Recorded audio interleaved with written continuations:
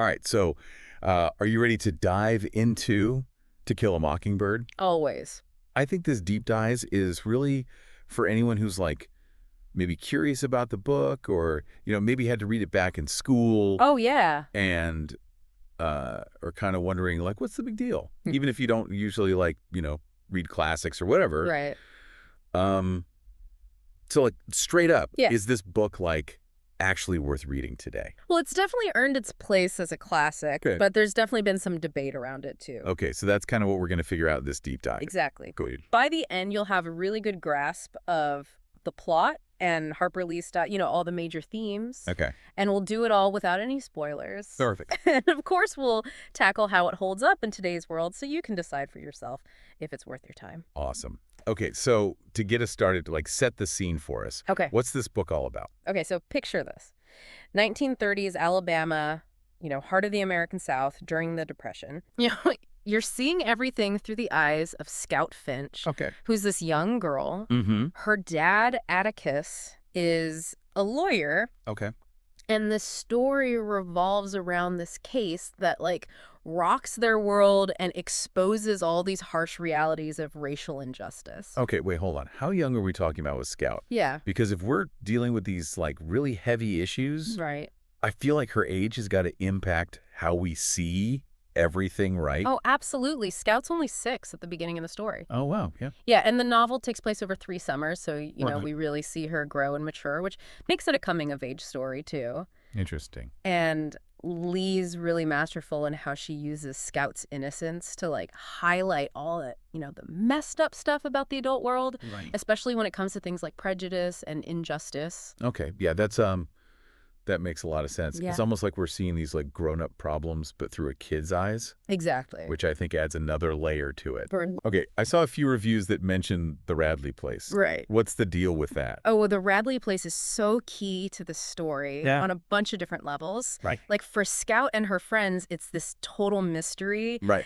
Shrouded in this, childhood fascination, almost fear. Okay. But it also symbolizes something bigger, how society treats outsiders. I see. The Radleys, especially Boo, are kind of ostracized and feared just because they're different, Okay, yeah, that makes sense. And Lee uses the Radley place to, subtly critique how we tend to judge and exclude anyone who doesn't fit in. Interesting. Okay, so it's like this creepy place for the kids. Yeah. But it's also saying something bigger about how we treat people who are different. Exactly. Right, I got it. Yeah. One other thing I kept seeing in reviews was about Lee's writing style. Mm-hmm. Like, a lot of people said it was really enjoyable.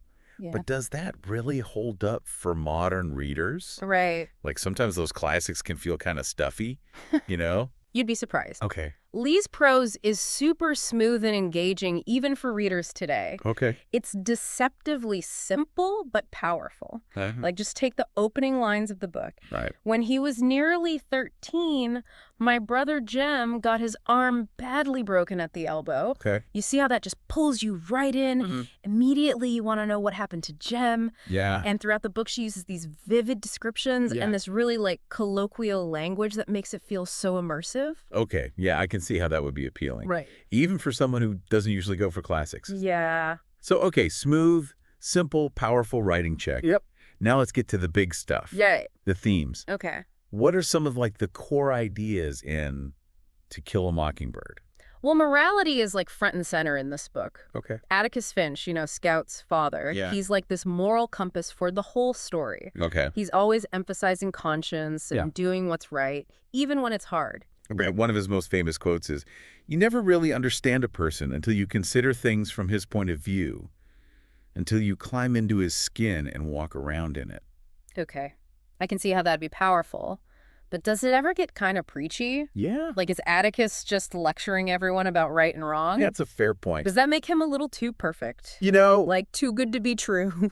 It's interesting because Lee doesn't really present these themes in a simplistic way. Okay. You see Scout actually grappling with these ideas as she's encountering all this prejudice and injustice firsthand. Okay. So it's not about just being told what's right, Right. It's about seeing how those principles actually clash with the reality of like a messed up society. Right. Yeah, that makes sense. Yeah. It's not just like a lecture on morality, Right. but it's more about like how those ideas actually play out in the real world, Exactly. which makes it way more relatable, I think. Yeah, definitely. Okay, so to get like a better sense of the book's impact. I saw some comparisons to other famous books, like Gone with the Wind came up a bunch. Yeah. Probably because they're both set in the South, right? Right. Well, they are both set in the American South, but Lee's approach is different. Okay. Gone with the Wind often kind of romanticizes the antebellum South and all its traditions. Right. But To Kill a Mockingbird is more critical of race relations during the Jim Crow era. Gotcha.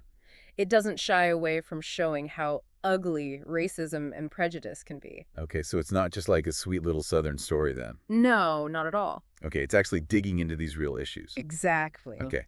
Another book that popped up was If Beale Street Could Talk by James Baldwin. Oh, that's an excellent comparison. Okay. Beale Street is like this powerful counterpoint to Mockingbird. Okay. You know, it's written from the perspective of a Black author during the same era, and it offers this different view, which is equally important. I think reading both books together can give you a much richer and more nuanced understanding of that period. Interesting. Okay, so we've got this Southern setting, these really complex themes of morality, and we've got some good comparisons to other books. Yeah.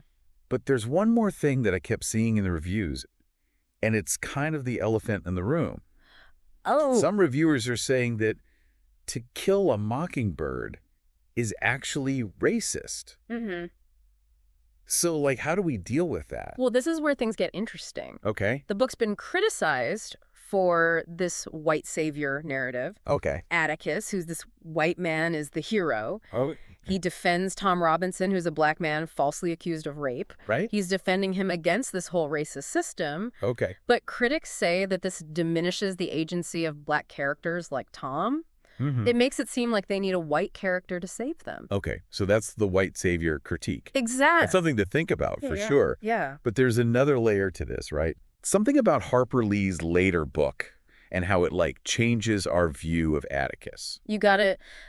Lee's second novel, Go Set a Watchman, which was actually an earlier draft of Mockingbird, shows Atticus in a totally different light.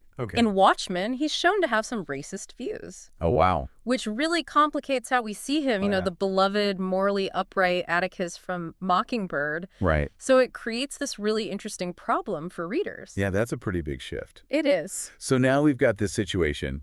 A beloved classic is being challenged for its portrayal of race. Yeah. And then there's a sequel that makes things even more confusing. Exactly. So with all this going on, is To Kill a Mockingbird even worth reading today? You know, despite its flaws and the controversies, To Kill a Mockingbird is still a valuable read, especially when you consider it within a larger literary context. Okay, but like really though, Yeah. is it really worth my time if I'm not that into classics? Okay, so here's the thing. Okay. If you're at all interested in understanding how complex race relations are, the power of narrative voice, and how stories can actually impact society, To Kill a Mockingbird is a must-read. Yeah. Lee's ability to capture this specific time and place and the moral dilemmas she throws at you make it a truly compelling story. Okay.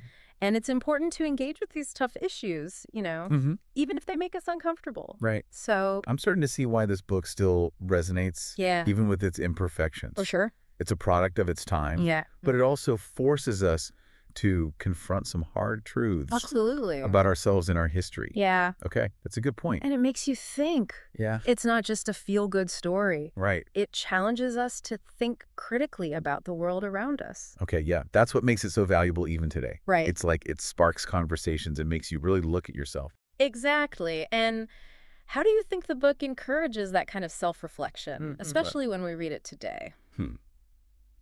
That's a great question, and one I think we should dig into in our next segment. Okay. But first, a quick word from our sponsors.